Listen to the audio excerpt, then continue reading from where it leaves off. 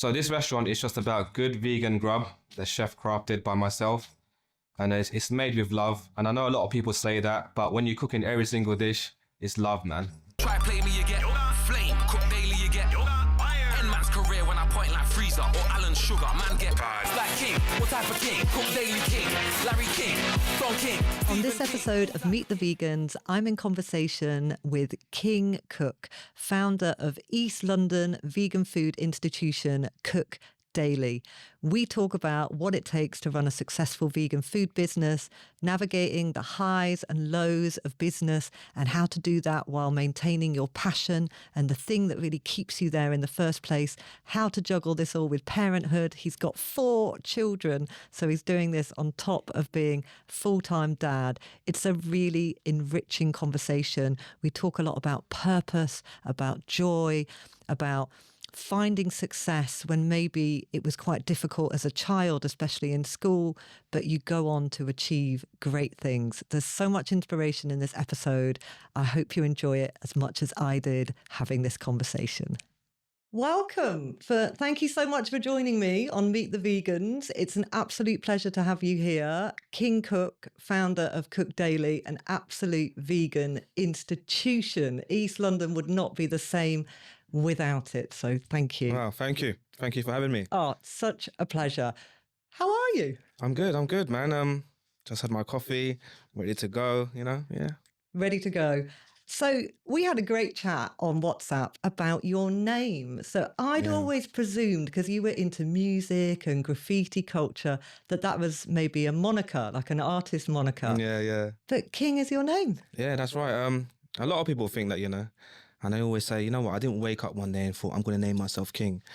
So my parents are from Laos, and then we have a Lao name, which is on our passport, but King is my name. No one's ever called me by my real name, to be honest with you. I can't even think of like 5 people in my family or my circle.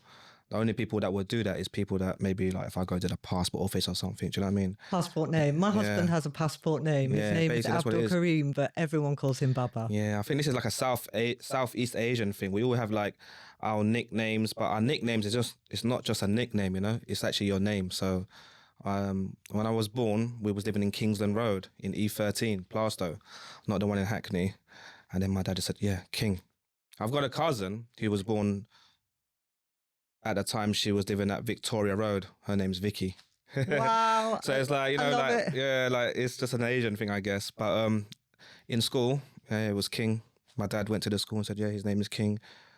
Next to my passport name, which is Bun Su. Bun Su. That's my passport name, Bun Su. And the meaning of that is Bun is very popular in the Lao and Thai language. It means good karma. And Su means uplifting. So if you put it together, it's uplifting karma. But a spin on that is my dad's name is Bundi, which means good karma. And my mum's name is Su. So it's like, it's their names together, but it also means something in Lao. Yeah. That is a powerful name. Yeah. Bun is actually popular. Bun. Yeah. Uncle named Bun Lord, which means getting through with karma. My father-in-law, his name is Bun Yang, which means the karma still left. So Bun is very a popular name in Lao. Bun by itself also, people just name Bun, which means good karma. Okay. Yeah. I mean, it's an amazing name, King Cook. Everyone knows you. Everyone knows that name. It's just the Cook bit. I adopted Cook Daily. Yeah, it's perfect. That's just my life. So King Cook Daily made sense. So tell us about your journey into food, starting with your childhood, because you were around a strong foodie culture from early, weren't you? Yeah. Well, my dad was a chef in the Gloucester Hotel in the 70s, late 70s, I believe. So I can just remember always being around food, and especially being from a Southeast Asian background, Lao, Thai. Food was like a big part of our culture and still is, So as soon as you step in our household, the first question is, Gin Kaula Bar, which means have you eaten yet? Like, it's not even like, hello, how you been? Is it cold outside? It's a bit windy. It's like, have you eaten yet? That's the greeting that we always say. And that's like worldwide with like Lao people. So food was a big part of my culture. My dad was a chef. My mum was working at that time, now this is later on, but she worked in a Wow. butcher selling meat. So she would always bring home different cuts of meat also. I remember being introduced to like black pudding and white pudding. You don't really see white pudding around anymore, but them days my mum used to bring back white pudding and I prefer that one, and just different cuts of meat. And then this was in Victoria as well. So always around food. Dad brought home cuts of meat, fruit salad, sausages for my lunch. So I always had like a sausage bap for lunch. I guess my dad must have been on breakfast shift or something if I'm thinking back and just bringing home these sausages. Yeah. So always around food. And then there was a time when you were around pub kitchens, weren't you? Yeah. So after my dad worked at the hotel, he opened his own little pub kitchen selling Thai food. So this time Lao people would sell Thai food now. Because that was news to me, because obviously I've grown up in the UK and there was Thai kitchens in pubs was a very like 1990s kind of thing. 1990s, a lot of pub kitchens had Thai food. But you're saying it was a lot of Lao people cooking mostly, Thai food, in the right? UK. It was my family actually, my family circle that's kind of started that in the UK. It was in Putney Bridge, West London, the White Lion it was called. And my dad owned a kitchen there, and I just remember every day from school, East Ham, driving all the way there and just chilling there. And pub kitchens was a thing for Lao families back then. I guess they would go in there and just say, we can do Thai food, here's the menu, how much is the kitchen rent, let's work it out from there. So always around pub kitchens, to be honest with you. Not just my father, but my uncles as well. Yeah. Did the same thing. It was a thing in the UK, It really was. I remember, growing up with that, and you'd go out for a walk in Epping Forest or something, and there'd be a Thai kitchen in a pub. But I don't really know anything about Lao cuisine. How does it must be very different to Thai food. Different, but very similar. I would say Lao food is more, we don't use so much coconut milk, so it's less creamy, more pungent, more, I would say spicy, but I say more pungent and more raw. The Thai cuisine now is very like refined for most palates now also. So yeah. Interesting. I'm going to have to seek it out. Yeah, definitely. So I heard on an interview you tell someone you weren't excelling at school. And so your mum said, why don't you try the cooking thing? You're around it a lot. Tell me, I'm really interested in young people who aren't excelling at school, because I have an autistic son who hated school and we've actually pulled him out of school. Right. And he's really thriving outside. And I really think a lot of kids don't thrive in a traditional academic setting. So tell me a little bit about your school experience. I think, school for me it was a weird time, man. I didn't enjoy it, but then when I was there, I had loads of fun. But there was something about it that I couldn't connect with, I didn't feel like I was learning that much. I just felt like I was there just to be there, I mean? I didn't take education seriously. And to be honest with you, I was a handful. I don't know if it was like depression or something, but the teachers kind of like pushed that. They were like, oh, King, you don't seem happy. Is everything okay at home? And I'm thinking, everything's fine at home. It's just that when I'm in school, I don't really enjoy it. Do you know what I mean? They were like kind of pushing that narrative. And I was like, no, everything's fine at home. This is the problem. Yeah. Yeah. And I was like, I wasn't enjoying school. But my primary school days, I can remember just having friends and just enjoying it. And then it all started in secondary when I was just like proper rebelling, just like bunking off school, just being a nuisance at school, really. And I got to year 10 and I was really unhappy. I just didn't even want to go to school sometimes. I was like, no, it's not for me. And I spoke to the teachers about it. And instead, rather they encouraged me to stay or like find a solution, looking back now, they kind of pushed me out. And they was like, look, okay, well, if you're not happy here, there's a thing called the Year 11 project where you go to college. It might suit you better. So it was like that, do you know what I mean? And I was like, okay. And I was young at that time. So that's what I did. I went to the Year 11 project. I didn't finish my GCSEs, have no qualifications. And I remember a lady was a social worker, came to see my father and explain to him like what this is all about. My father's not that good in English, and she was like, this is gonna suit King more. I know that he doesn't like school, blah blah blah. And my dad was like, so what does he get out of this college? She's basically saying nothing, but it's gonna suit him more. And the thing that I regret the most is not having a presentation evening with the rest of my friends, because I was still in contact with them because we lived around the same area in East Ham. So I was going college, they were going school. I thought I was a big boy in college. But then on that day, when they all chipped in, I think it was like 15 quid each, and got a limousine on that day. For the graduation. Yeah, and I wasn't there, and I realised like, wow, no, I missed out on that, man. So yeah, that's the story about me going to a college. And that college was mad as well. It was worse than school. I'm telling you. But look how successful you've been since, because I think there's a bit of a hysterical culture around school. If you don't do well at school, you're going to fail. Your life is going to be over. You're not going to achieve. Yeah. And I really push against that narrative. School suits a very narrow proportion of society who like to learn seated, not moving, and almost being told how to learn and what to do. And for some kids, school is fine. It's fine. Yeah. But for my kid, it was the opposite of how he can learn. And I thought, I don't want him being told you're not going to succeed because you're failing at this. So actually, so many other young people need a hands-on, practical, vocational type of training. And I really think we need to offer more of that, because otherwise you can leave feeling like somehow you're not good enough, or you failed, or, there's something wrong with you, but there's nothing wrong with you. It's like a square peg in a round hole. It's like, sit in a chair, do these worksheets. My son would come home and say, I think school is nonsense. And I'd be like, oh, goodness. But he loves cooking. He loves building things. He's a practical. It sounds like I couldn't concentrate. Yeah. I found it hard to concentrate sitting down in that setting. Being seated. It's interesting you say that. A lot of people need to move and be using their hands to concentrate. I just wanted to be active. My favourite subject was PE and art. And my dad was like mad at that. I was like, oh, that's rubbish, man. Like, what's your favourite subject? PE and art. What? So you like to play and draw? They were my favourite subjects. PE, art and drama. Yeah, and drama also. That was fun. And we've both done all right. Yeah. So don't panic, parents. If your kids don't do well at school, don't panic. Jamie Oliver I don't think he got hardly any GCSEs either, and he has done all right for himself.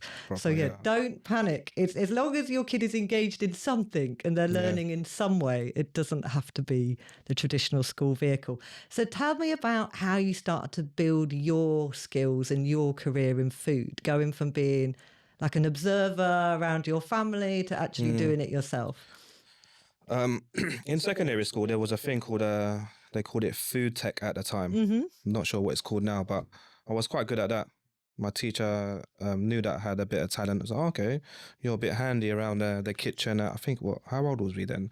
Maybe 13, 14. And after college, you needed qualifications to get into King's College, Catering College, because my mum said, why don't you go to do catering? So we looked online, and it was in West London. I was excited. And I think I might have been reading it on the internet, and it was like, you need qualifications, GCSEs. And I was like, damn, man, I don't stand a chance, but I'm good. Practically, I'm good. You knew you could do it. Yeah, and it was like, so I had to settle for something else, which was, it was called Barking and Dagenham Training Centre. It was a catering school where you did catering, practical, and you did some theory as well, and you got paid for it. I think it was like £40 a week or something. It was like encouraging students to come. And then we was in a kitchen where we had to feed the rest of the college as well. So lunch service, we had that. We had to get ready for lunch service. So it was like work experience as well. Yeah. And I've done really well there. Yeah. And so that's where you did how many years were you there? Just under 2 years. I was meant to get my NVQ level 2 or something. I didn't finish the whole thing because I just wanted to go work straight away. But I learned the basics from there. And then I remember they said they could get me a job in Harvester because they could get jobs for students. And I remember Harvester, I was like, oh, Harvester, what, as a grill chef? If anyone is listening outside of the UK, Harvester is a chain pub, quite famous around the UK, quite famous for their, I think it's bottomless Sunday roast. I don't or even something. know, do they still have Harvesters around? Yeah, or up is it north like Toby stuff. and Carvery now or something? Yeah, they still, do, Harvesters still Yeah. going, yeah. So I was like, nah, I don't fancy that, but I got in contact I can with imagine you said, no, no thanks. I got in contact with my uncle. He's like, yeah, come and help me in the pub. You'll love it. And then, yeah, it was just from there, I was just addicted to an adult life. Because I say adult life because I think I was quite immature for such a long time. I still am now, but I'm really youthful, you know. So going with my uncle kind of like turned me into like a man, I would say. I kind of like stopped hanging out with my friends, getting up to no good after college, just wasting time hanging on this corner or that corner or whatever. That was kind of like the vibe back then, you know. I just went to work and then 1 week became 2. And by the time you know it, weekends I would come and see my friends. But after that, I thought, nah, do you know what? It's boring. I'd rather be at work and just be around adults and live like an adult life. It's so interesting you say that, addicted to an adult life, because the way my son learns, he learns like a project. So he'll start a project and he'll do it for a few days, which is actually more like the adult world. You go to work and you work on the same thing until you finish it. Whereas at school, it's an hour of this, an hour of that, an hour of the other, 45 minutes, go, this subject, that subject. He can't handle that. And I'm like, but that doesn't stress me out because he's actually learning more like you do in the adult world. It's just a practical world, isn't it? Yeah. For some of us, we really like to be hands-on. So, yeah, I and loved also it, man. the buzz, the achievement. It was a pub setting as well. Right. So after my shifts or during shifts or sometimes on our break, we'll play darts and have a few pints. Nice. And I loved it. And I was like, wow, this is nice for me. It's something different, you know. I felt like an adult. I didn't feel like a kid on the street anymore, you know. I loved it. And also, when you have that, something you're good at, something you can excel at, then you don't feel as inclined to do the things that maybe weren't so helpful for your life and your development, because you're excelling at something. And that's why it's really important we find these things, you know, when we're younger. Even if And I it's was not getting the paid thing. as well. And you were getting paid. Perfect. Yeah, getting paid as well every week, cash in hand. I think the first couple of months I was still like buying trainers and stuff like that. And then after it was just like, yeah, I've got money. Let's just do something interesting. Go to another restaurant, spend it. You know what I mean? I was just like, yeah, just make money, spend it, live a interesting young adult life. Because then you've got money to have experiences and do things. And the thing is, my friends didn't have money at that time because they didn't have jobs. Do you know what I mean? And I was the only one working, so I could like afford these things. Yeah, working was good, man. I loved it. And then how? Because I've read that you're classically trained. Yeah. And you've worked in some Michelin-starred restaurants. Yeah. Tell us about that journey then, from the pub and doing, and you probably felt that was quite a safe space because you'd grown up around it, you knew the food really well, like making that leap into working in other restaurant settings. And how was that for you? So before the pub, I was helping my parents. They had a stall in Collier's Wood, all the way in South London. So we would wake up from East Ham, 5 a.m, leave the house at 5 a.m. It was still dark at times. Drive all the way to Collier's Wood. That was like an hour and something journey. And then we would set up the stall. So setting up stall means just like setting up the metal, putting the cover on for the rain. And we were selling Thai food. That was like my first introduction to like working life. And it was every weekend. And from there I went to the pub. And then the pub, at that time I thought I was a proper sick chef. I thought, yeah, I know this, I know that. And then I got the opportunity to move to Spain. My brother was the executive chef in a 5-star hotel there, run by a rich Belgian man who also brought in a top chef from France. Name was Philippe Jago. And he's a very respectable chef. He was like running the whole kitchen scene. This hotel had like 5 kitchens, and one of them being Kitchen Asia, which my brother was in charge of, which was Asiatic cuisine. So he said to me, he left home ages ago. He's 10 years older than me. And he was like, King, you know, I've got this opportunity and we're bringing chefs from Japan to do this thing called teppanyaki. Do you know what that is? And I was like, teppanyaki, what's that? You know, I'm thinking like I'm this chef already. He's like, okay, what I want you to do is you and my girlfriend at the time, well, we're married now, Lorraine, Go to Benihana. There's a restaurant called Benihana. Go there, get the receipt, we'll pay for it. Go there and eat there and let me know what you think, because that's what we want you to do. So we went there. I don't remember where it was. It was somewhere in London. Basically, it's Japanese live cooking on a iron steel cast table that sits Oh, yes. And you cook in front of people. You cook in front of them, at right? their table. At their table. And you have it for special occasions often, and birthdays So, and stuff. Yeah. They wanted me to do that because they thought I'd be good at it, my brother. So I said, after eating at Benihana, I thought, yeah, that looks good. So I agreed. We went there, and then I got trained by the Japanese chef, and then I was in charge of one table in the restaurant, the main restaurant. And that was my introduction to fine dining, because also when you're working in a hotel, some shifts I'll be in the breakfast kitchen, or the French kitchen, or the piscina kitchen, which is the poolside kitchen. So you get to learn everything from, if you go to work in a poolside, you're grilling steaks, making tapas, traditional Spanish food. And if you're in the breakfast, obviously you're doing breakfast food. In the French, you're doing the French. And in the Asia, you're doing the Asia, sushi, So Southeast you're Asian learning a food. lot. So yeah, that was a good thing about that. But it was my introduction to like fine dining. And from then I knew that there's different levels to cooking. You know, I came from like street food, market stalls, pub kitchens. Here I am now in a hotel, Chef White's. Even though, you know, going back to when I first started college, it was Chef White's and everything. But now I'm having like the tall French hat. It was like very French. And just, yeah, different levels, wine menus, just different cultures. And I'm thinking there's so many things that I don't know about. Like wine pairing, foie gras, traditional French food, modern French food. Like I didn't know any of these things. Like the hamon, you know, the ham, the Spanish ham leg, they have it cured. Just things like that. And it just opened a whole new world to me. And to be honest with you, I was addicted from then. So I kind of like went into that world, reading books, searching on YouTube and stuff like that. I was like really into it.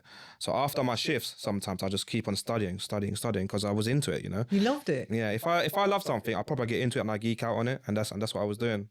And again, that's that thing where kids that don't often thrive at school, when you find your subject, it's all on, it's happening. You're going to find it out, you're going to learn the skills, and you're just going to go for it. And it's really cool that you had that job, because it was also quite a bit of theatre, because you're in front of the customers cooking live at their table, and you have to interact with them. And how did you enjoy that? So saying that, you mentioned the word theatre. So Chef Philip always said there was a sign on the door. It was like, you know, the swinging doors. Yes. And it was, I think it was in French. It was like CHHHT, that something. You're going into the theatre now. Interesting. So behind them doors, what the customers don't see, the clients don't see, we're all stressed out and everything. Yes. But as soon as you go in there, you know, there's a smile on, there's some sort of, you know, professional vibe going on, like you're in theatre now. And that was part of my job. So I had to learn. I took private lessons in Spanish, because I'm living in Spain now, right? Of course, yes. So I took private lessons from a French teacher that couldn't speak English.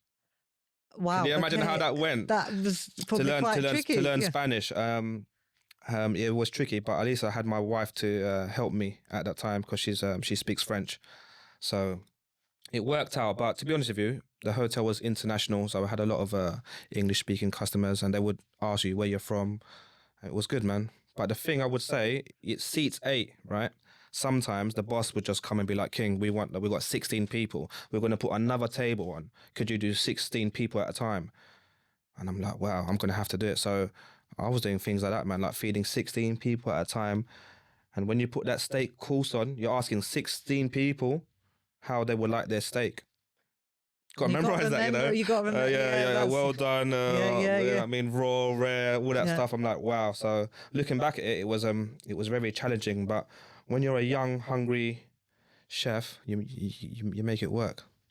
So tell me about, we've spoken quite a bit where you've referenced meat, but obviously you're running one of East London's most successful vegan takeaways now. You're vegan yourself. Your whole family is vegan.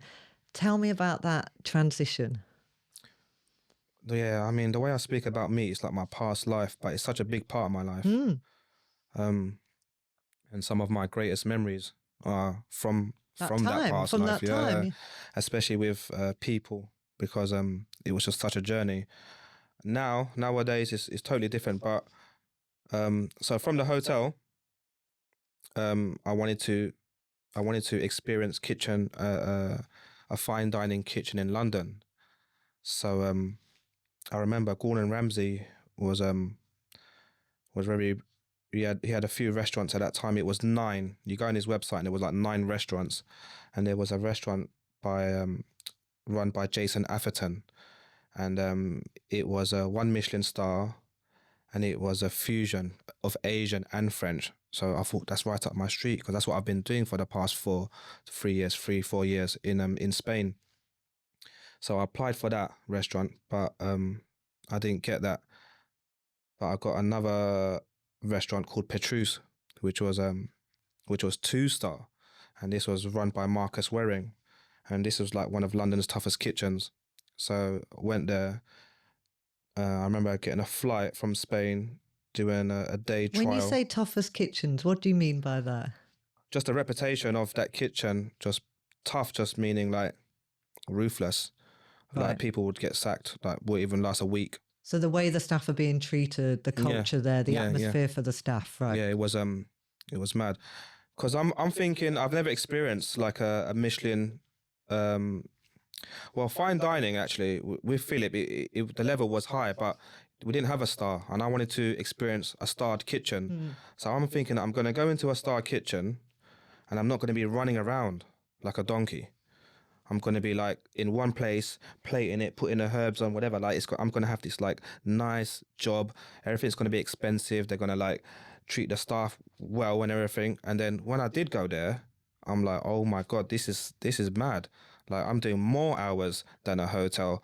Like the facilities are not even like good. Like the equipment they're using, like, do you know what I mean? Old stuff.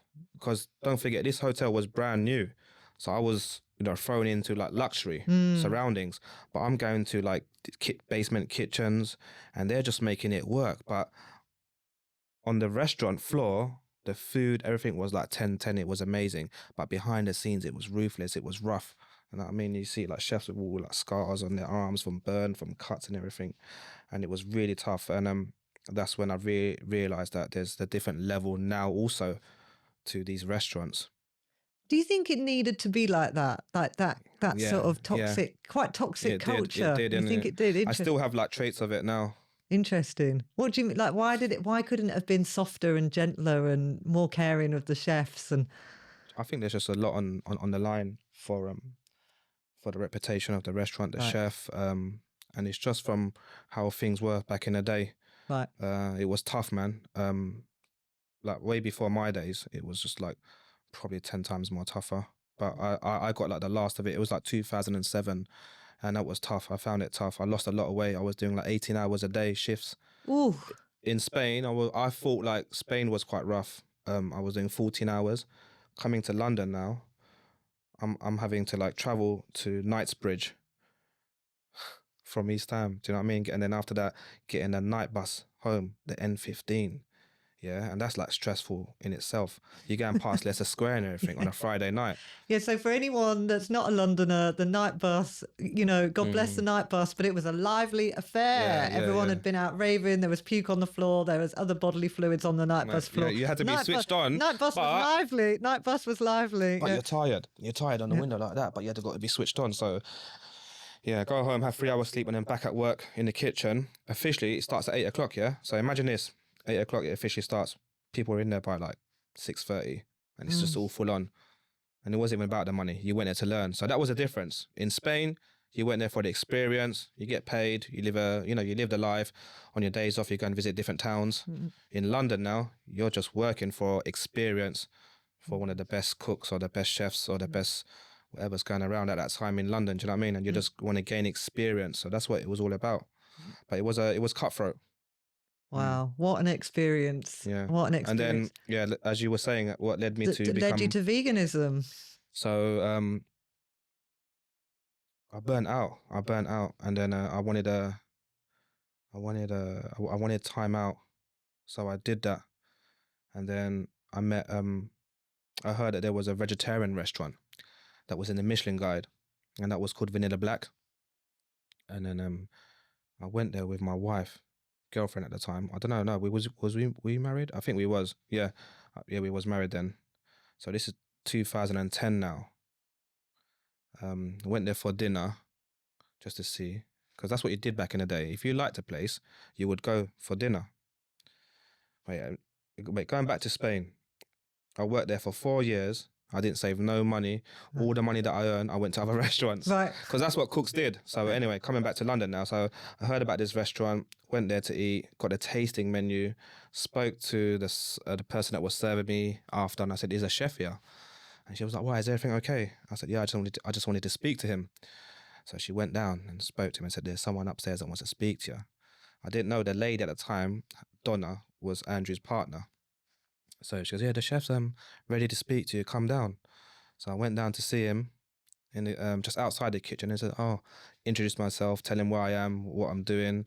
At that time, I was working in a cafe, the Larder, which was a vegetarian cafe, Bethnal Green Road, Globe Road, next to the London Buddhist Centre. I was the head chef of there, like the head chef running the kitchen. I opened the kitchen for them. And but I was missing fine dining. Don't forget, this is a cafe. I had my input. The food was lovely. My menu was great, but I just wanted to do like fine dining again, but vegetarian this time, because I was a vegetarian already. Yeah. So you've gone vegetarian at In this point. 2009, Right. when London was born, my son. So I thought, yeah, let's do that. Was that health reasons or No, it's pure ethics. ethics? Yeah. And just burnout and just wanting to reset and find myself. Like I said, I had traits of all of that negative energy before, so it got so bad that I felt like I needed to reset. Right. Because I was an angry chef. After all these kitchens, I was angry. I was snappy. I was very demanding in the kitchen, and I'm like, nah, this is mad. Like, I remember like looking back and thinking to myself, you're quite a kind boy. Like, you know, now you're like this tough person in the kitchen. You want to get to certain places, but you think this is the only way because it's the only way that you've been trained. And it's what you've been, the environments you've been in. Yeah. So you went vegetarian as part of that reset. Yeah. And started meditating, I believe. Yeah, as so well. it all started from there. So when I took a break in 2009, I went to the London Buddhist Centre and started meditating, and I took a few more courses of Buddhism, and tried to understand it a bit more. And that's when ethics came into it, and I gave it a go. I thought, you know what, let me just go vegetarian. But that was like a big change because all I knew was meat. But I was calmer. I was working on myself. And then, I was vegetarian for 5 years. So going back to Vanilla Black, I spoke to him, and being a cheeky chap that I was, I asked him for a job. And he was like, yeah, come the next day. Oh, wow. Boom. And then after I gave my notice to the Larder and said, look, I'm going back to fine dining. And they knew, like, they respected me because, you know, I helped them open the kitchen. I ran it for them and they were happy for me. So I went to work with Andrew at Vanilla Black, and that was the first time I experienced a high-end kitchen that was calm and cool and fun and loving. It was nice, man. And loving, because so many kitchens aren't. Yeah, it was ruthless, isn't it? Like my past kitchens, this one was just calm, but the food was good. You know, the food was good. We was experimenting. Andrew wanted to always push, but I went there and I was happy, and I was like, yeah, this is nice, you know. And I'm thinking maybe because we're not around meat, blood and bones and fishes and coming in and just like the energy, it's just like we're just dealing with different types of veggies and produce and foraging stuff and stuff like that, you know. Maybe that's why. You know, I think about that sometimes, you know. The energy, Yeah, man. the energy of the kitchen, because you're basically bringing death and violence into the kitchen. That's what it is. You know, you can dress it up and you can talk about it and try and make it sound nice, but that's what it is. It's, you know, it's death and violence that you're working with every day, and you're seeing that blood and you're seeing those bones. Cook Daily's, one of Cook Daily's epic slogans is "No blood, no bones." Yeah. And when I saw that on your counter the first time I ever went, I was like, rah, that's just telling it how it is. I love that. I really loved that. No blood, no bones. And also in Vanilla Black, being around a few of them were meat free as well.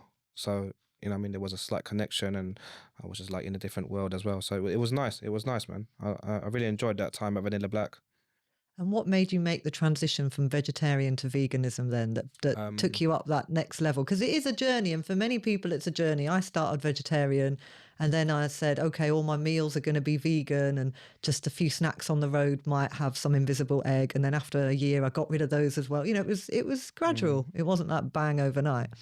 Well, you understand, coming from heavy meat industry into a vegetarian lifestyle, being classically trained, I was just using so much eggs, butter, and cheese in everything. I can imagine. You know what I Cream, mean? cream everywhere. Cream. Yeah. So it's like pizza. So I can have pizza, I can have eggs, I can have croissants, I can have egg fried rice, I can have boiled eggs, scrambled eggs, tortilla. Yeah, yeah. You name it. Like, it was just quite very like heavy still. So I even though like I felt lighter, but I knew that there was a lighter way to live. So in 2014, I started training a bit. I thought, you know what, let me just get a bit of weight off. Start training. Like in the gym? With boxing with or an something? urban, I say urban, with with an urban crew called Spartan Fam. Okay. That was founded by a friend of mine called Shaka Bars. And I like the way he approached things. It was like, yeah, come and train. Let's all train together and let's just get it. And I was like, okay. All right, so what we're doing? We're doing tracks, we're doing calisthenics, all body weight exercises. I thought, let me join. So I went and joined them for a year, and then I looked into veganism at that time as well, because ethics was still carrying on. Is Shaka vegan? Yeah, he's He vegan. is, yeah. Because you know, like when you become a vegetarian and you do things for ethical reasons, you're still learning, Always learning. always learning. And then after I realized, you know, like eggs and dairy, like, you know, what it takes for us to consume that. And I was like, nah, that's mad. I was like, that's mad. So it was always on my mind. So yeah, I just I gave it a go. And from there I was just addicted. I felt so light. Physically and mentally. I was like, yeah, this is it. This is it for me. This is a lifestyle that I want to do, that I want to live. But during that time that I was training, I would make raw vegan milks for the crew and sell it there. I would get coconut, brown mature coconut, blend that with dates, vanilla pods and water, and just squeeze it in a nut milk bag. So I'm making this milk. Fresh. Yeah, and then I would take it there. And I ended up one time taking a small suitcase because people wanted it, and I would sell it there, £3 each. And then I thought, you know what? Maybe I should think about opening a vegan place, because people are still interested in this. And that's who I am, a cook. But I just took a break out to get fit, but I missed the kitchen again. So after that, I opened Cook Daily, And what year was that? 2015. So for anyone who's not had the pleasure of experiencing a Cook Daily meal, so they maybe, you know, they're not based in London, they're never visited. So if they're walking into Cook Daily, what are they seeing? What's the vibe? What's the name of the dishes? Tell us the Cook Daily experience. It was London's smallest little restaurant in Box Park, which is a pop-up shopping mall. Upstairs was food and beverage, downstairs was retail. And at that time, so I helped my parents open the first one there, which was called Thai and Lao Street Food. And that wasn't vegan or vegetarian. It was just, you know, just the standard Thai and Lao style street food. And I helped them run that. And I wanted to, I was vegetarian at the time. And I was still cooking meat. Do you know what I mean? So, but I was trying to push the vegetarian menu hard. So I had like a little dedicated thing. I was cooking alongside my dad, helping them run a business. And that was in 2012, during the Olympics. So that's when Box Park opened. And then there was a unit next to us called Bunny Chow. I think it was a South African style cuisine. And they were leaving. And I thought, you know what, this is my chance. So I spoke to my parents. I said, look, they're leaving. I can take over that unit and do my own thing, like my own thing, not like work for the family little business. Like, let me do my own thing. I just needed some money, innit? So now we agreed. And I remember I thought, I could play now. I thought I could play with this. How do I want it? Not like, oh, my parents did it like that, I'm going to help them do this. It's like, no, this is all you, King. So I wanted to create a space that looked like a kitchen. Don't forget, this is like a 40-foot shipping container. I thought stainless steel walls. I want I want stainless steel all the way. So it's almost like you're stepping into the kitchen. I want like a big bar, all stainless steel, like it's a kitchen. I want chairs. I want stainless steel tables. I want the chairs to be wrapped up in a chef's apron. Blah blah blah. In my head, I'm designing all these things. I'm saying to my mum, yeah, can I get things like $5,000 or $4,000? She's like, $5,000, $4,000, what, that's it? I said, no, these are just for the walls. You know what you're doing? I was like, I'm getting stainless steel everywhere. And anyway, they trusted me. And I opened, I did it. But before they trusted me, they doubted me. They said, what, you're not going to sell eggs? No, what, you're going to do pad thai with no eggs, no chicken, no nothing? I said, no, vegan, no dairy, no eggs. Okay. All right, well, you know, you've been doing this for a long time. Let's see. I don't know if they wanted to prove me wrong, but probably not. But at that time, it wasn't like, it wasn't like 100% support. It was like, they had to support me. This is all I know, you know. So I opened, and within weeks and months, it was more busy than their thing. It was more busier than their thing, which is just across the path. Yeah, it's just here. Yeah, just here to there. And then that done so well. I said, Mum and Dad, why don't you just you give this to me now? Like, you don't have to work here anymore. Like, you just do other things in the background. I want to take this unit now, Thai and Lao street food. I want to take it and I want to turn it into a vegan Thai.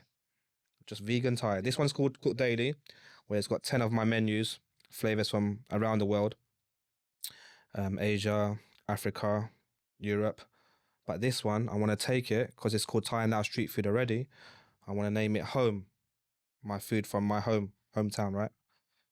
So that was the vegan Thai place, and they said, okay, we're trusting you, so you do it, and that done well as well. So at that time in 2015-16, I had Cook Daily and I had Home, and they were like, yeah, it was a sister restaurant to Cook Daily.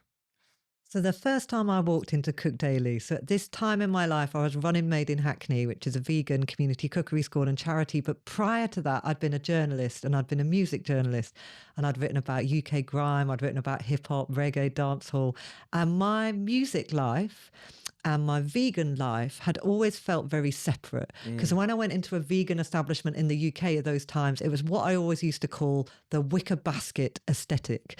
And that was like, like kind of country vibes, had a kind of rural, a bit hippie vibes, a bit 1970s.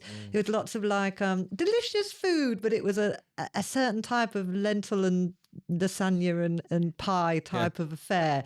And it was quite white in its aesthetic. And it was either a bit middle class or it was just very kind of lefty 70s. 70s vibes.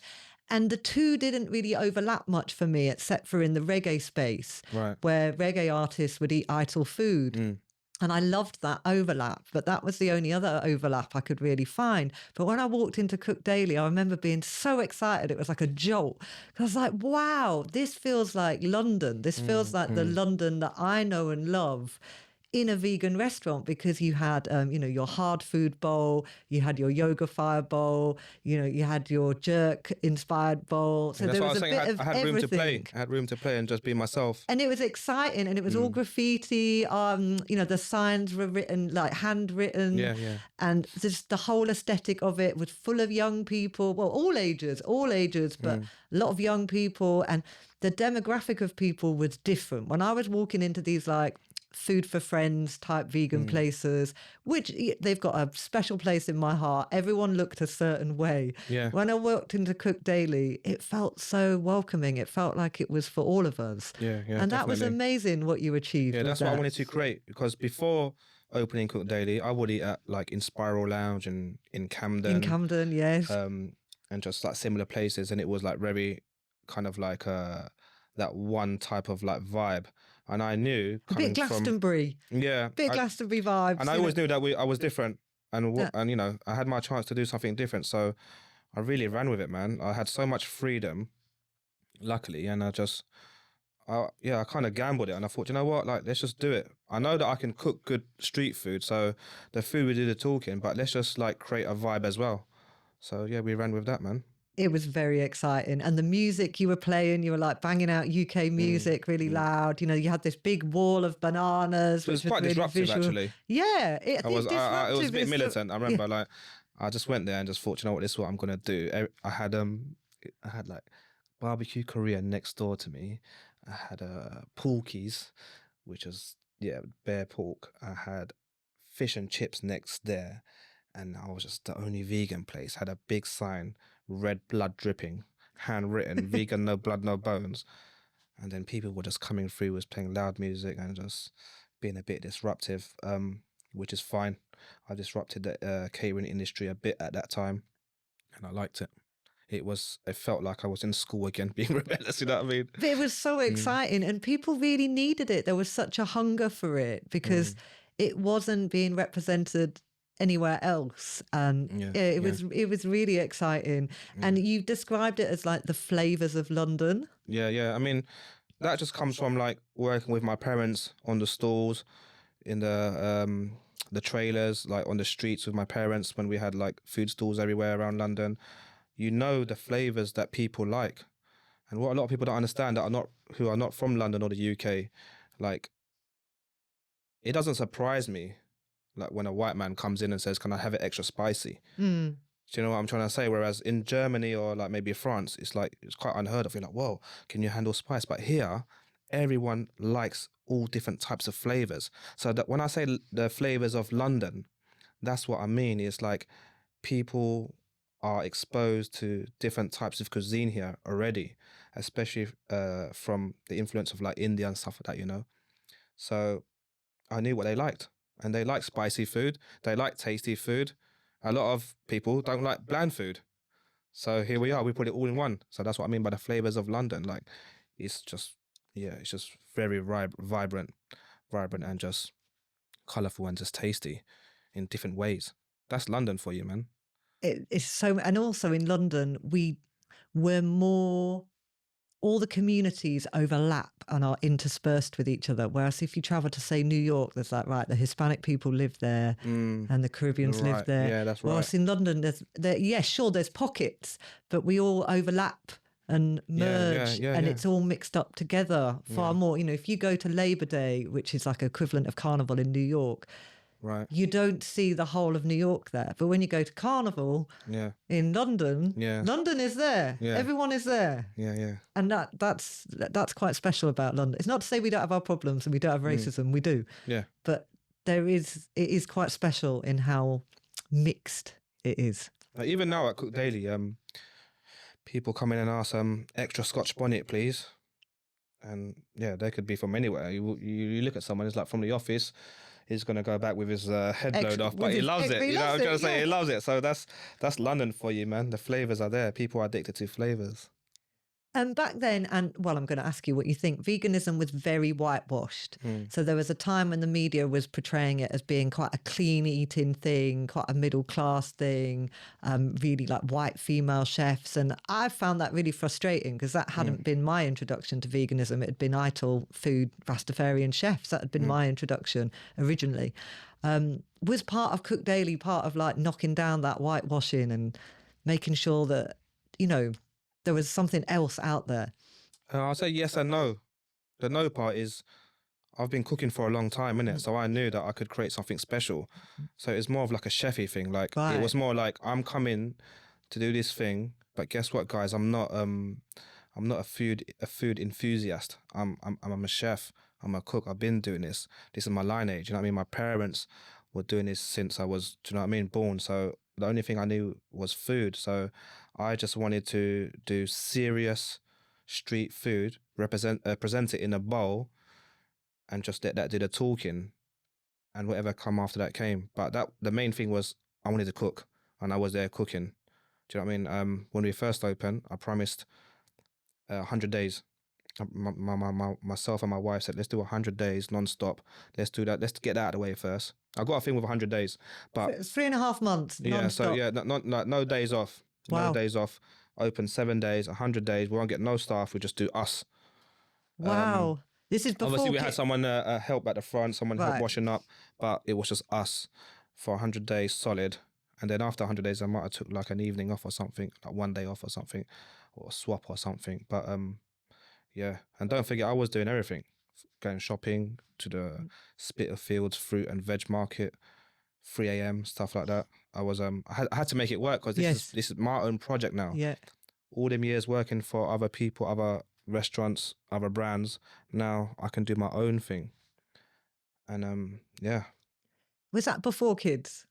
No, that was simultaneously, yeah. Wow. Yeah. That's a huge achievement that you managed to do. I had to do it, start man. a family and start a business simultaneously. Yeah. Hats off. Thank you, That is not easy at all. No, it's still hard. It's still hard, but we're so used to it now. To be honest with you, In the mix. I don't know. I think life would be boring without these challenges. To be honest with you, Like to keep it lively, keep it moving, all the time. keep it moving. So Cook Daily has incredible connections to the music scene. It's no secret that like Jeremy and Skepta love your food, and Jeremy has referred to Cook Daily as his second home. So what is that connection? I met Jamie in before I opened Cook Daily. I met him through a mutual friend of ours, Timothy Sheaf. Shout out Tim. And then I remember one time, so we used to train with each other. We used to go to bouldering and just hang out with each other. And that's when I was introduced to Jamie. Went to Wagamama one time.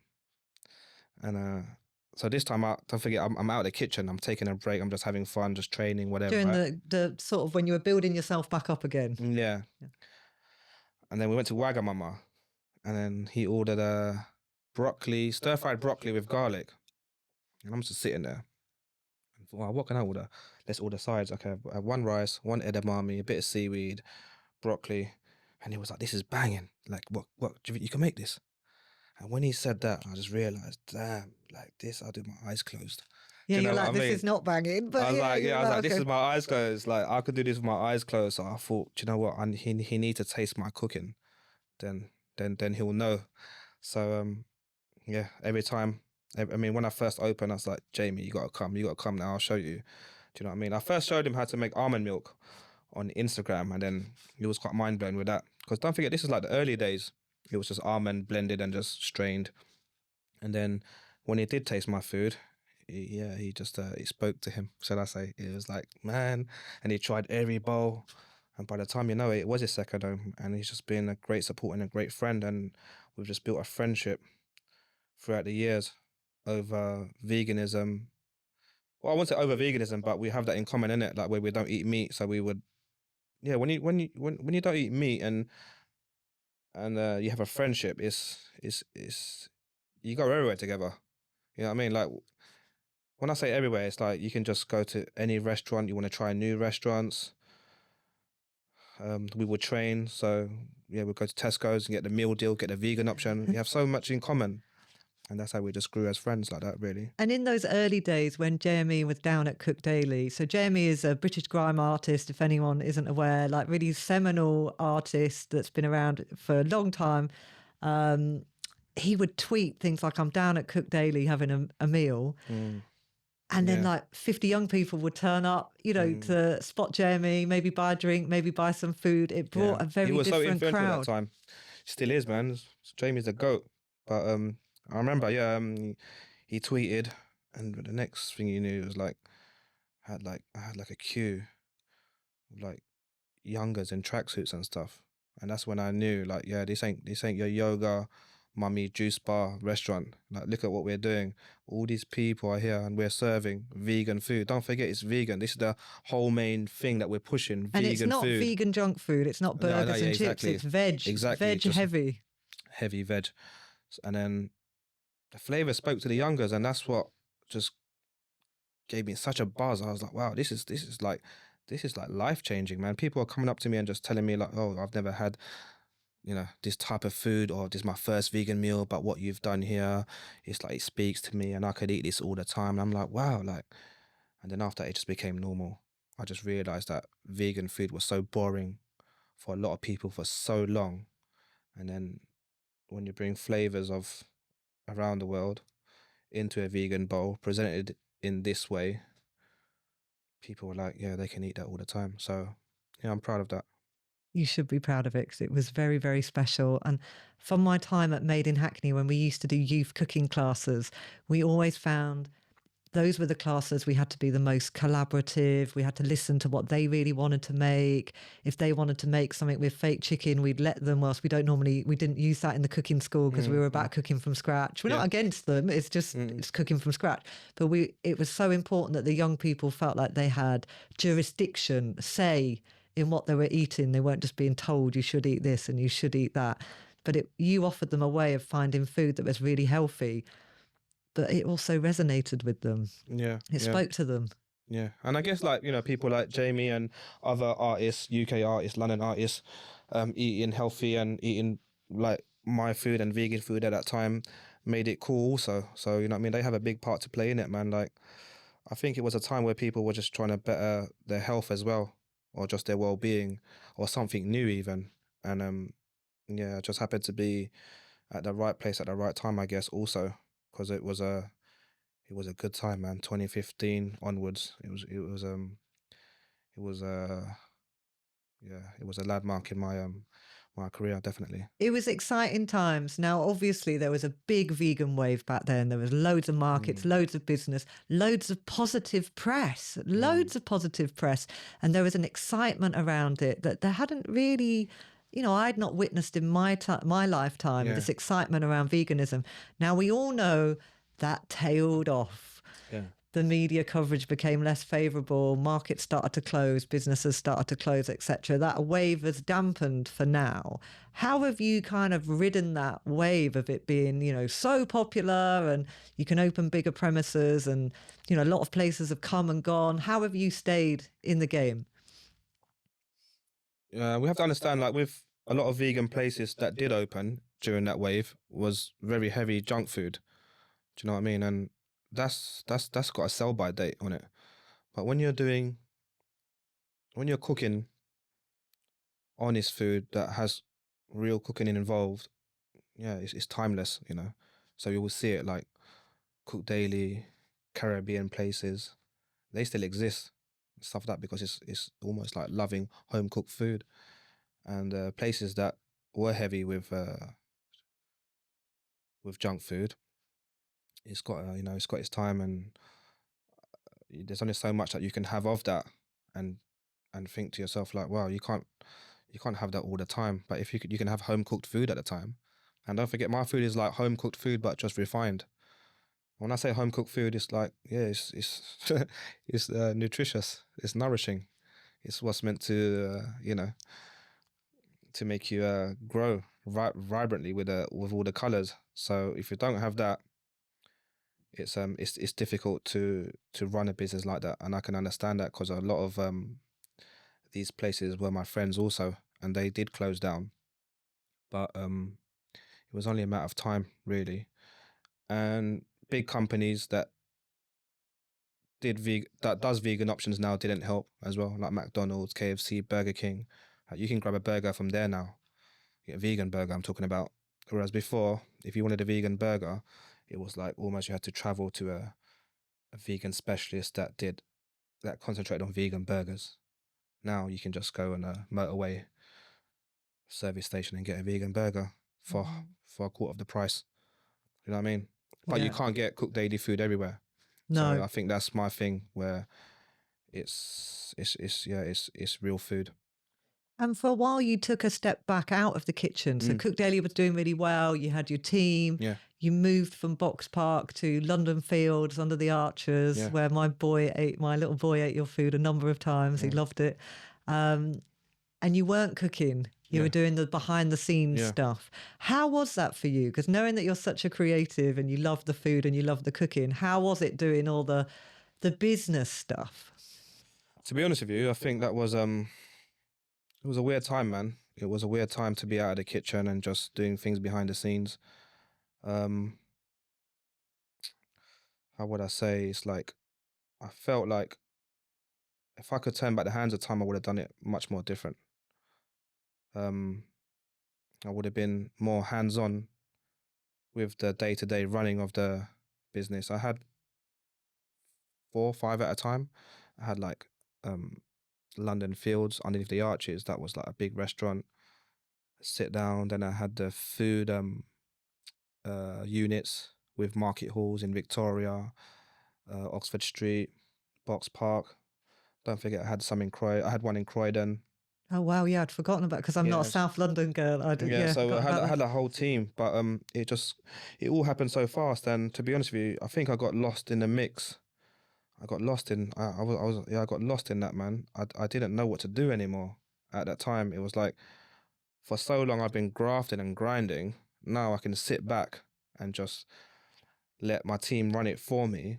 But it was almost like, I wouldn't say boring because I could do what I wanted to do.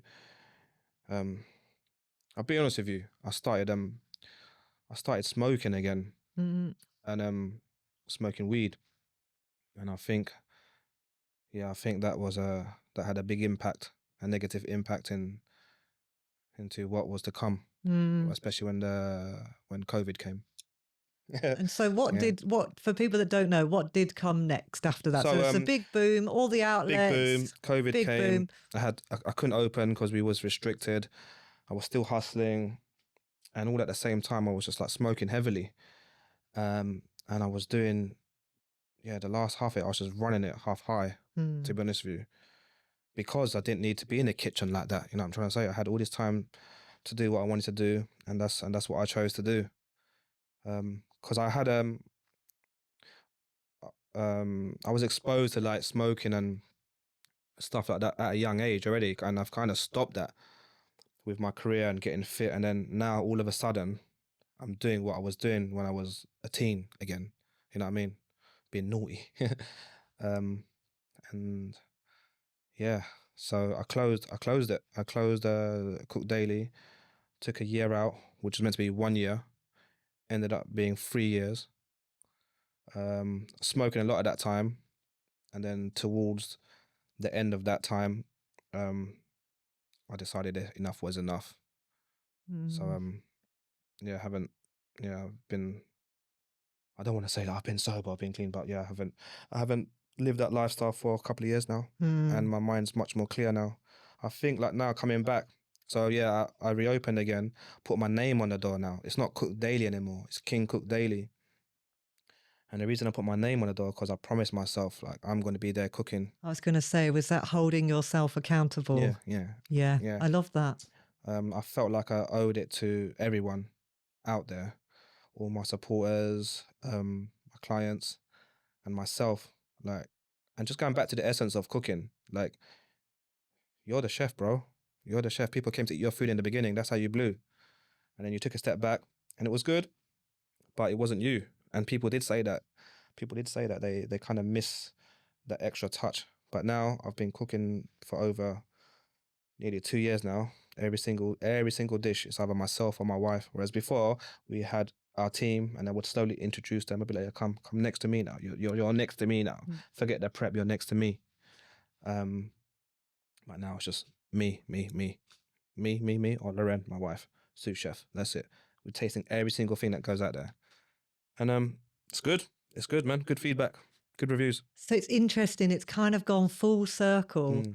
And what's so interesting about that journey, when I started Made in Hackney, I had my hand on everything. Yeah. All the community cooking classes, all the community parties. I loved it. That's what I loved about it, was the community work. And then the bigger we got, the more impact we had for people, which was amazing. But my job got more and more boring. Looking at HR, looking at contracts, fundraising, it got more and more removed from the stuff that set my heart alight and really lit up my soul. The passion goes down, man. And I'd sort of turn up to the community stuff and be like, this is why I'm doing this. This is why I'm looking at a spreadsheet at 2 a.m. This is why I'm filling in this dry form, because I'm a creative. I've definitely got ADHD, all that background stuff. I actually find it quite painful and hard work, but I pushed through and I did it because I could see it was having a great impact. But I definitely wasn't happy. That wasn't the magic for me. Was actually the community work, and I can see that, in you. The magic is the cooking. Like the magic is the cooking. And at that time, you don't think of it like that. But once you know that you've lost a passion, and you want to get it back, like me now, I realized that, yeah, I fell back in love with the kitchen and with just being very hands-on. So it's a mature chapter now for Mm. King Cook Daily and Food, and me just being a chef again. Actually, no, take that back. Being a cook again. A cook. A chef runs the kitchen, runs a brigade. Um, I consider myself as a cook now, going back to the basics. I'm behind the stove. And do you feel happy? Oh yeah, love it. I'm buzzing. Got a coffee machine in my kitchen, couple of coffees, bit of music, bit of liquid drum and bass, and I'm going 100 miles per hour. Don't forget, I have a short window when I'm open. It's only 11 to 4, but during that time, 100 miles per hour. Then after that, kids boxing, like I'm buzzing. And this It's is good, man. working. It's good. Clear mind, innit? Clear mind. What's lovely about this is that society can funnel us down a single vision of success, like what we were talking about with school and business. Success is more shops, more growth, Yeah, bigger exactly. team, Yeah. more. And actually, why? Like growth isn't the be all and end all. And it's amazing that you were able to go on that journey, have that experience, and then go, no, actually, I'm going to go right back and do it like this. And this is working for you, Yeah. your family, you're happy. Yeah. That's amazing. Thank you. Yeah. It's I'm happy now. I'm happy in the kitchen. I'm happy that we are micromanaging. It's hard work. It's graft. Not gonna lie, but it's where I'm meant to be in the kitchen right now, starting all over again. I think it would feel wrong for me to reopen Cook Daily after 3 years and just be behind the scenes and coming in now and again, checking that having a look. location, checking this location, or just doing the shopping. I was like, nah, man. Got my apron on. If you want to speak to me, I can't. I'm cooking. So, okay, we can't get hold of you. Where are you? So I'm cooking, man. I'm cooking your meal. Who else is going to cook it? So, yeah, that's what it is now. Fantastic. And then how has it been? You've got 4 kids, right? So how are you managing 4 kids, the demands of being a parent and running a business? Super mum, innit? I got a super mummy on board. Big up, super mum. Yeah, big up super mum. Mother, business partner, sous chef. It's mad. That's a proper partnership. We're that just is. always together. It's crazy. I thought about it the other day. Like, you know how some people what do they call it? They call it what do they call it? Co-parents? No, not Co-nurse? co-parents. It's like when codependent, is it? Or something? Right. What do they call it? Yeah. Codependency. Yeah, yeah, that's us. Like, I feel like when we're not doing things together, I feel bored and lonely. That's mad. Like some people need their own time, but it's like the opposite for us. How old were you when you met? I've known Loren since I was 10. And then, Wow. started like dating here and there, 14, 15, 14, 16, and then, got serious again. You know, we were young, so 18. Yeah. But since I was 10, our parents knew each other. And it was actually at a Lao New Year party in Whiston Road, around the corner. That was it was called the VLC, Vietnam Lao Cambodian Center for Refugees, and that's where like the Lao hub was. So every year we'd have this party, and I just remember like I'm only 10, but like I said, I was a bit naughty, a bit of a class clown, and I just remember whistling at her. I couldn't even whistle, so I did this fake whistle like, and she always remembers that. And then our parents kind of knew each other, and we would see each other now and again. And when we got into our teens, started dating. That's beautiful. It's a proper childhood sweetheart. partnership. It's a proper partnership that, and I've noticed. So with Cook Daily, and it now, the hours are till 4. And that is to give you proper family time. Yeah. And again, that takes boldness. Yeah, that's Everyone what I'm says open every day, open till midnight, open till society has you pushing. But actually, then you miss so much of your family's life. I feel like I've sacrificed a lot of my youth already with this industry, and coming back on a mature level and being a parent and having a vision for my kids, I needed to balance it. So when I first opened, it was a whole shift. It was a lunch and dinner service. Boy, was I tired. I was tired, and I didn't have time with my kids. And we spoke about it, man. Every night we'd go home, we'd speak about like what do we want to do? Like, And then we just said, look, man, yeah, like we got to be real with ourselves. Like, what do we want for our kids? That's the most important things, right, for us, yeah? So, yeah, we just take the hit, you know, we lose profit, lose customers, but we're happy. We're happy that we have a little routine working together in the kitchen, running our micro business, and also supporting our kids with their activities. So, luckily, we can do that. But yeah, that's people don't understand that. Like, I lose a lot of money. I lose a lot of money, but coming back, it wasn't about the money. It was proving that I could still do this and I still have passion. You know what I mean? And also those years with your younger kids, you can't get them back later. Yeah. You can't turn around and look at them when they're 30 and be like, I've got time for you now. Yeah. It's like, well, I'm 30, I'm gone, you know, I'm Yeah, traveling the yeah. world. And I know it's hard because many people just cannot, they, you know, depending on their job and their circumstance, they don't have the luxury of being able to clock off at 4. I'm sure you're not leaving at 4. You've got the clean down and everything. But there's a lot of people who could earn less Yeah. and get that time with the family. Yeah. It's so It precious. just goes back to like my childhood, my upbringing, innit? Like I knew that my parent couldn't do that. Like I wanted to do other things, activities and stuff like this. I had interests also, but I didn't have that support from my parents because they were busy doing what they needed to do at the time, and I totally understand that. So I just we just knew, and we both have similar background story. You know, we're the same age, same year, so our parents are both in the catering industry. You know Are they what I mean? still? No, my father-in-law is, but do you know what I mean? We both know what it is to be catering kids and not have time with our parents. It was like, for them, it was work, work, work. We would be at the restaurants or the pubs or the takeaways as a takeaway kid or as a catering kid. And then all of a sudden, we're at home. No one's at home. We're just entertaining ourselves on the playing out or whatever. So I didn't want that for my kids. So that's why it's like, I'm so like involved in their life. And we spoke about it the other day and we was like, we want to be there every step of the way. So that's what we're doing. I love to hear that. So one of the main reasons I left Made in Hackney was my kid's autistic. And knowing I'd have to take him out of school, I thought, wow, I love Made in Hackney, but it's 7 days a week.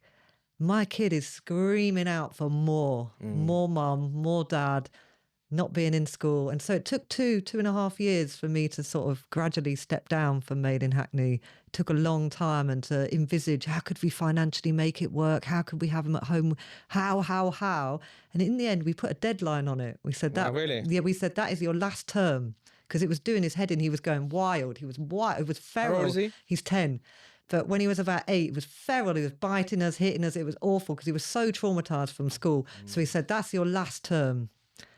We've just got to make it work. And I remember 3 months to that date, we were like, how are we going to do it? How are we going to do it?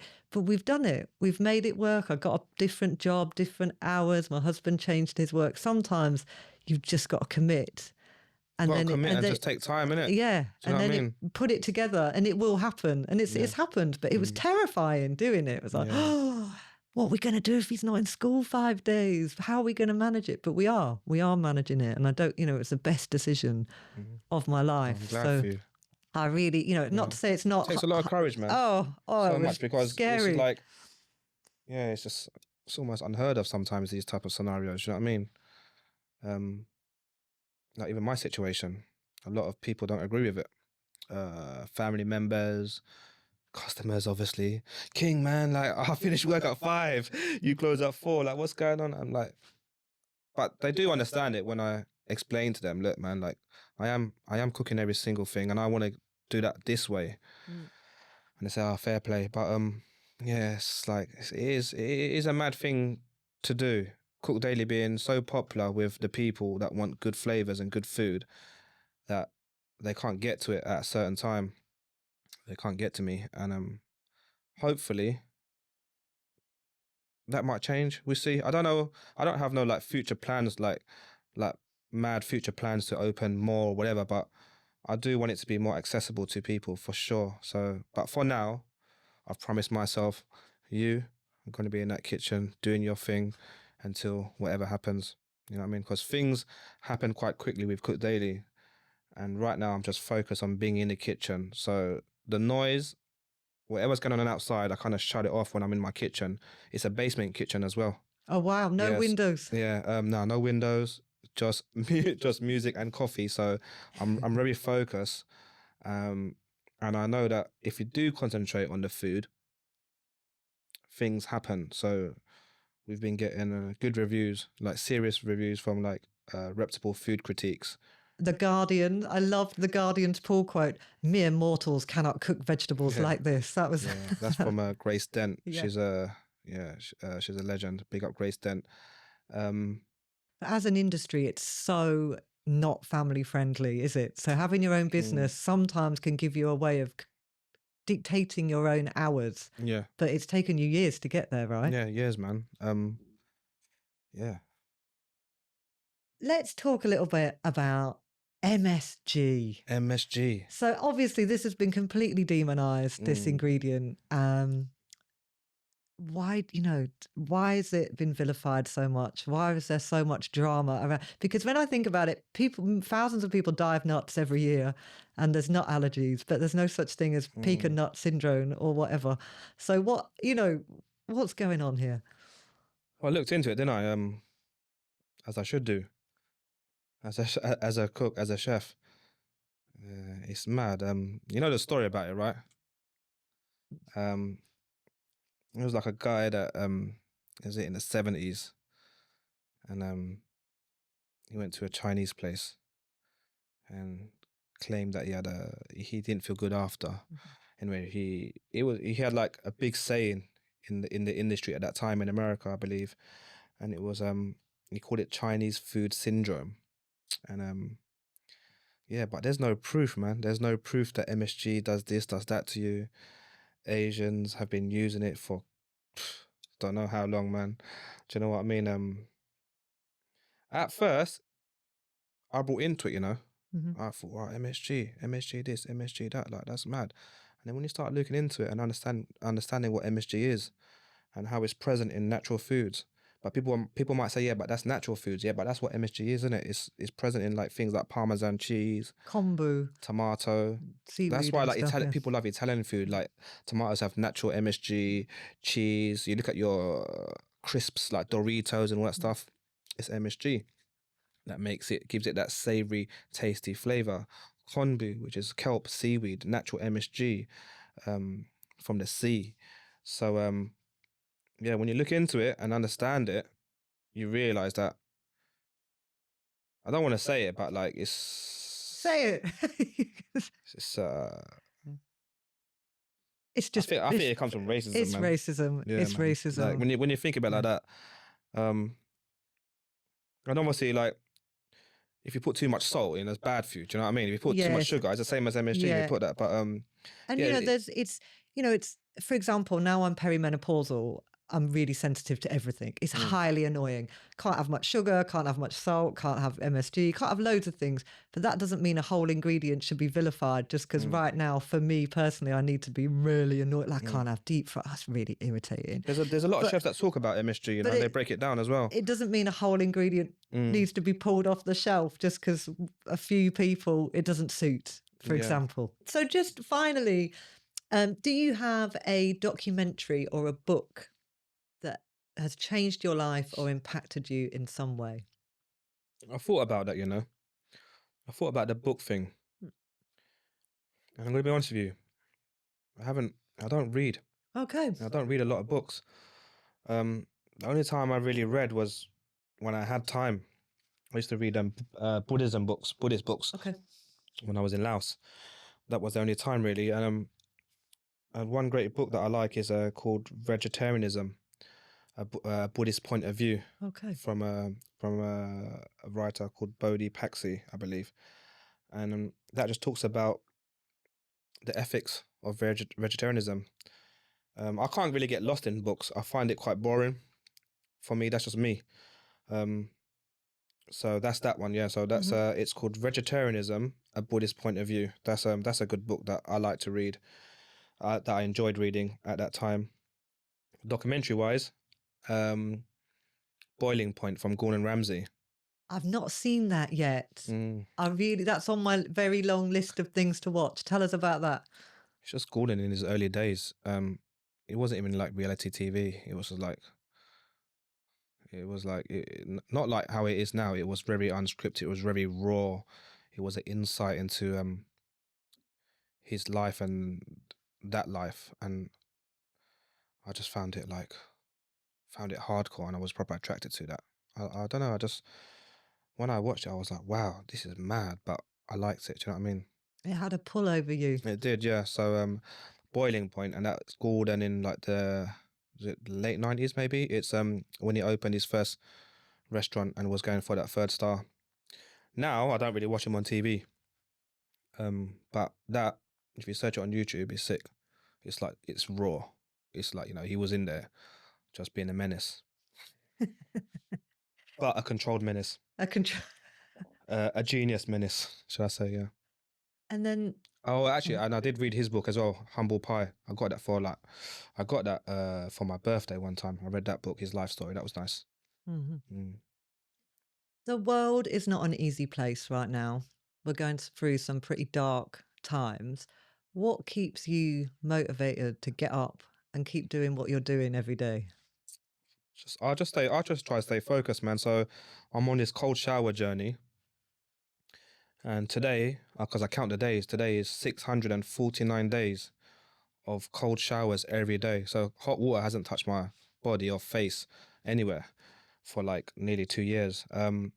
It started off as I thought I was going to do like a month, and then a month became 100 days, and then 100 days became 6 months. And after I thought, yeah, I'll do a year.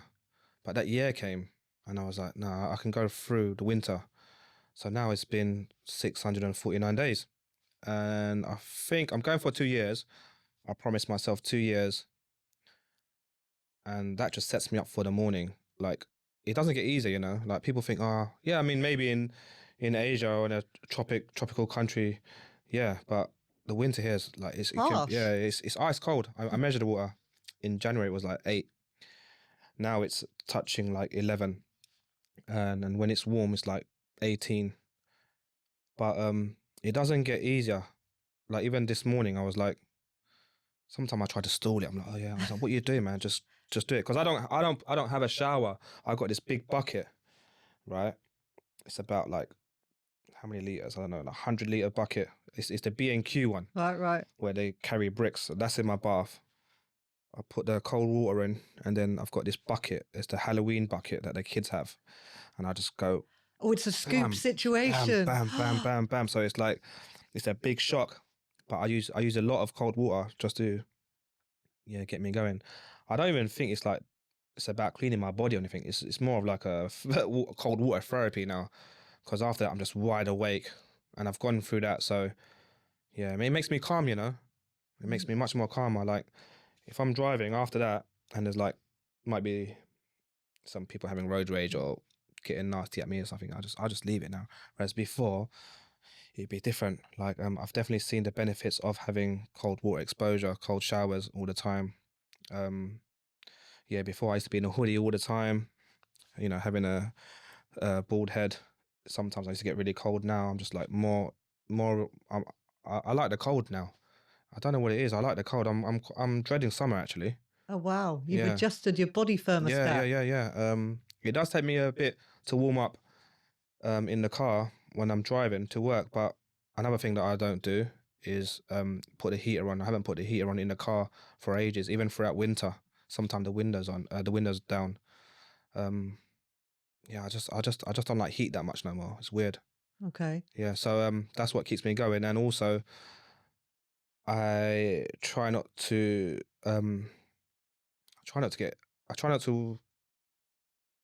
basically, I don't watch TV.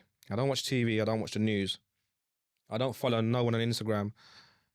So I don't have like all these things Noise. that used to distract me. Because when I first jumped on Instagram, I was following everyone.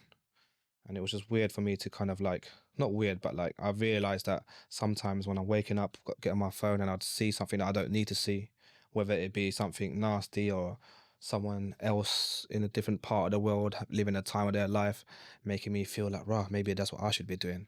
Right? It does make you feel like Yeah, that, or doesn't like, you know it? what I mean? Like you're thinking, oh my God, and I'm stuck in East London, whatever, blah, blah, blah. So I thought, you know what?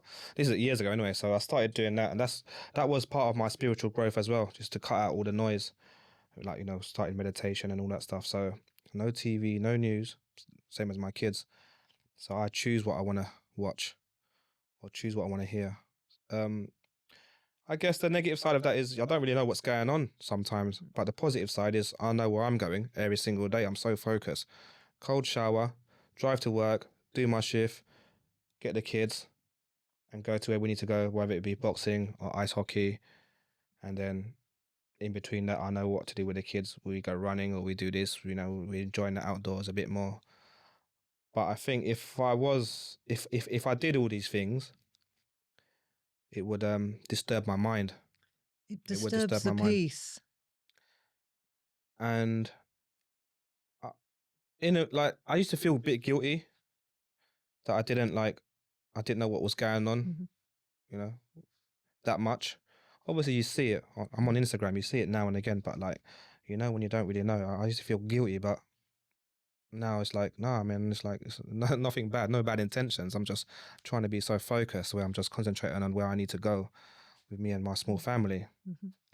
It's interesting because I often have that thought where I need to know what's going on in the world because, you know, I need to be aware and I need to be doing bits of activism where I can. But at the same time, I have another thought where the human mind hasn't been designed to cope with the traumas and challenges of your own everyday life, your friends getting ill, parents getting ill, you know, the traumas of your immediate community and family, to take on board and manage those, as well as thousands of other people around the world.